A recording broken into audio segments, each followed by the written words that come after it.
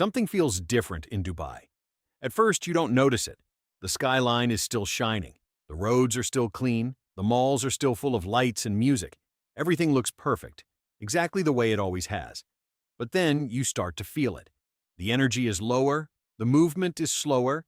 The crowds feel thinner in places that used to be packed. And that's when the question starts forming. Not loudly, quietly. Why does it feel like people are disappearing? Because they are. Not in one dramatic moment, not in a sudden collapse, but slowly, consistently, quietly. Millions of people have started leaving Dubai, and most of it is happening without headlines, without panic, without attention. And that's what makes it more important. Because when something changes this slowly, it usually means the cause is deeper than what you see on the surface. Dubai was never supposed to feel like this. It was built to feel alive, fast, growing, always moving forward. So what changed? Why are people who once chased this city now choosing to walk away from it? To understand what's happening, you need to understand what Dubai promised in the first place. It wasn't just a city, it was an opportunity. A place where people believed they could build a better life. No income tax, high salaries, luxury lifestyle, safety, stability. These weren't just features. They were the foundation. People came from everywhere. India, Pakistan, the Philippines, the UK, Africa, Europe. Millions of people moved to Dubai because it offered something rare. A chance to move ahead quickly, to earn more, to live better. And for many years, that promise worked. People found jobs. Businesses grew. The city expanded faster than almost any place in the world. New buildings, new roads, new opportunities. Everything felt like it was moving upward. And when people saw others succeeding, they believed they could succeed too. That belief became powerful. It created momentum. And that momentum kept the city growing. But promises only work as long as they match reality. And slowly, that reality started changing. At first, it was small things. Rent started increasing, not by a little, but by a lot. In some areas, prices jumped by 30, 40, even 50% in a short time. People who were comfortable suddenly felt pressure. Apartments that once felt affordable became difficult to maintain. And this wasn't limited to housing. Everything started becoming more expensive. Groceries, on transportation, school fees, healthcare. The cost of living began rising faster than salaries. And that's where the problem started. Because Dubai's entire system depends on a simple idea, that people earn enough to stay. Once that balance shifts, people begin to think differently. They start asking questions. Is it still worth it? Can I continue like this long term? And when enough people start asking those questions, behavior begins to change. The first real sign of change was not people leaving. It was people adjusting, moving to smaller apartments, sharing spaces, cutting expenses, looking for cheaper areas. But even those adjustments have limits. And once those limits are reached, the next step becomes unavoidable. People start leaving, not dramatically, not all at once, but steadily, quietly. Non-professionals relocate to other countries. Families move back home. Workers shift to cheaper regions. And when this happens consistently over time, it begins to affect the entire system. Because Dubai's population is not fixed, it is highly mobile. Most people living there are expatriates. They are not tied to the city permanently. They are there because the deal makes sense. The moment that deal stops making sense, they can leave. Another major factor is job security. In Dubai, your residency is often linked directly to your employment. If you lose your job, you may lose your right to stay. This creates a constant level of pressure. Even for people with stable incomes, there is always uncertainty. And in recent years, that uncertainty has increased. Companies are restructuring. Some sectors are slowing down. Hiring is becoming more selective. And when job security weakens, people start thinking about alternatives. Because in a system where your ability to stay depends on your job, stability becomes extremely important. Without it, long-term planning becomes difficult. There is also a shift happening in how people view lifestyle. Dubai has always been known for luxury, high-end living, modern infrastructure, and convenience. But over time, that lifestyle can feel repetitive. Daily life often revolves around the same spaces: malls, offices, apartments. Outdoor activity becomes limited during extreme heat. And for many people, especially younger generations, lifestyle expectations are changing. People are looking for balance, nature, walkable environments, cultural depth, and when they compare Dubai to other cities, they sometimes feel that something is missing. Not luxury, but variety. Not comfort, but connection. Then there is the global factor. The world has changed. Remote work has increased. Opportunities are no longer tied to one location.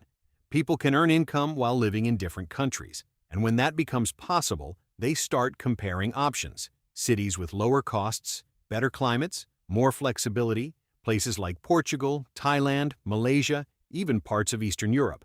These places offer a different kind of lifestyle, and for many people, they offer better value. That doesn't mean Dubai is no longer attractive, but it does mean it is no longer the only choice. Another important issue is long-term stability. In many countries, people can settle permanently, build roots, plan for the future. In Dubai, that process is more limited. Even with new visa programs, the majority of residents do not have permanent status. This creates a sense of temporary living. People build lives, but with an understanding that it may not last forever. And over time, that affects decisions, especially for families, education, healthcare, retirement planning. These are long-term concerns. And when those concerns cannot be fully addressed, people look for alternatives. There is also a financial side that many people don't see at first. Dubai is often described as tax-free. And while that is true for income tax, it doesn't mean low cost. Many expenses are higher than expected. School fees are among the highest in the world. Healthcare can be expensive without strong insurance. Housing costs continue to rise. And when all these expenses are combined, then the financial advantage becomes less clear. For some people, it still works. But for many others, the gap between income and expenses becomes too small. All of these factors combine to create a slow but consistent shift. Not a collapse, not a crisis, but a change. People are not leaving because of one single reason. They are leaving because multiple pressures are building at the same time. Cost, job security, lifestyle, long-term planning, global competition. Each factor on its own might not be enough, but together they create a different reality.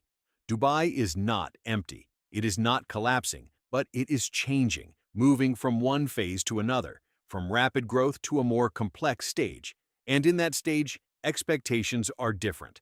Growth is not guaranteed, stability must be maintained, and the city must adapt. And another important factor behind people leaving Dubai is the gap between salaries and rising costs. Around 2018 to 2021, many mid-level professionals in Dubai were earning between 8,000 to 15,000 AED per month. That range stayed almost the same even after 2022, but during the same period, rent increased sharply. By 2023, rental prices in many areas had already gone up by 25% to 35%. In 2024, some areas saw increases of over 40%. This created a serious imbalance. For example, a one-bedroom apartment that cost 4,500 AED per month in 2020 started costing 7,000 to 9,000 AED by 2024. That means a person earning 10,000 AED could be spending 60% to 70% of their salary just on rent. And financial experts usually recommend spending no more than 30% on housing. When that balance breaks, savings become difficult. And when people cannot save, nutty long-term plans start to fall apart. At the same time, daily living costs also increased. Grocery prices rose by around 15% to 20% between 2022 and 2024. Fuel prices became more volatile. Electricity and cooling costs remained high, especially during summer months when temperatures often cross 45 degrees Celsius. In some cases, monthly utility bills alone reached 800 to 1,200 AED for small apartments. School fees for international education continued to rise, with many schools charging between 25,000 to 60,000 AED per year per child. Healthcare costs also became a concern. Basic insurance plans often cover limited services, and better coverage can cost several thousand dirhams per year. When all these expenses are combined, the tax-free advantage starts to feel smaller than expected. Another major shift happened in 2023 when the UAE introduced a 9% corporate tax for businesses earning above a certain threshold. While this may seem low compared to global standards, it was a big change for Dubai's identity. For decades, the city promoted itself as a zero-tax environment. Many entrepreneurs and small business owners built their entire financial plans around that idea. When the tax was introduced, it didn't just affect profits, It affected perception. It signaled that the rules could change. And when people feel that the system is becoming less predictable, they become more cautious. Some businesses started restructuring. Others considered moving to different countries with more stable policies. There is also a demographic reality that adds pressure to the system. Around 88% to 92% of Dubai's population consists of expatriates. That means the majority of people living in the city are not citizens. They are temporary residents. This makes Dubai one of the most flexible, but also most sensitive populations in the world. When conditions improve, people arrive quickly. But when conditions become difficult, people leave just as quickly. In 2020, during the pandemic, it was estimated that hundreds of thousands of expatriates left Dubai within months. That showed how quickly population numbers can change. And now, even though the situation is not as extreme, a similar pattern is happening more slowly. Job market competition has also increased. Between 2022 and 2025, Dubai attracted a large number of new professionals from different parts of the world. While this increased talent in the market, it also created pressure on salaries. Employers had more options. In some cases, companies started offering lower salaries for similar roles because demand for jobs was high. This created a situation where new arrivals were willing to work for less, while existing residents struggled to maintain their previous income levels. Over time, this puts pressure on the entire system, because if salaries do not grow but costs continue to rise, the gap becomes unsustainable. Climate is another factor that is becoming harder to ignore. Dubai has always had hot summers, but in recent years, temperatures have become more intense. Between June and September, temperatures regularly stay above 40 degrees Celsius, sometimes reaching 48 degrees Celsius or higher. Outdoor activity becomes extremely limited during these months. People spend most of their time indoors and relying on air conditioning. While this system works, it creates a certain lifestyle pattern. Life becomes centered around malls, offices, and indoor spaces. For short-term visitors, this may not matter, but for long-term residents, it can affect quality of life. Many people begin to compare this with other countries where they can enjoy outdoor environments for most of the year. Global competition is also increasing. Countries like Saudi Arabia have launched large-scale projects such as NEOM and Vision 2030, offering tax incentives, high salaries, and new opportunities. Saudi Arabia has been actively attracting professionals by offering relocation packages and competitive compensation.